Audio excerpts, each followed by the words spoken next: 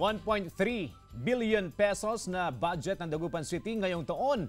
Aprobado na. May ulat si Jasmine Gabriel Galban. Pasado na ang 1.3 billion pesos sa 2023 budget ng Dagupan City matapos aprubahan sa sesyon ng Sangguniang Panlungsod kahapon. Ayon sa alkalde ng syudad, kabilang sa mabibigyang prioridad sa budget ay ang mga scholar, infrastructure project, health services at iba pa.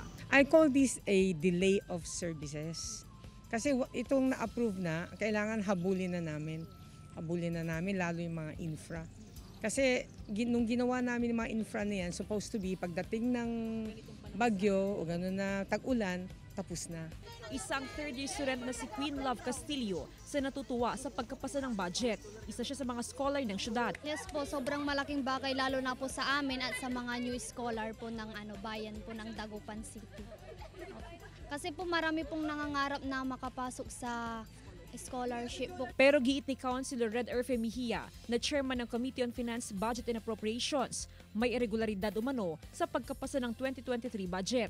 Wala raw sa agenda sa regular session ang pagpasa sa annual budget. Nilinaw rin ni Mejia na hindi naman kontra ang Majority 7 sa pagpasa ng budget. Mahalaga lang na dumaan sa tamang proseso. Sumulat din po kami sa DBM or Department of Budget and Management at isinalaysay din po namin sa aming liham sa kanila yung mga irregularities po sa pagpasa ng budget.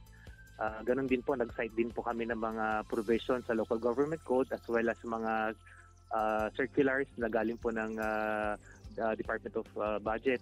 Jasmine Gabriel Galban para sa Mornings with GMA Regional TV.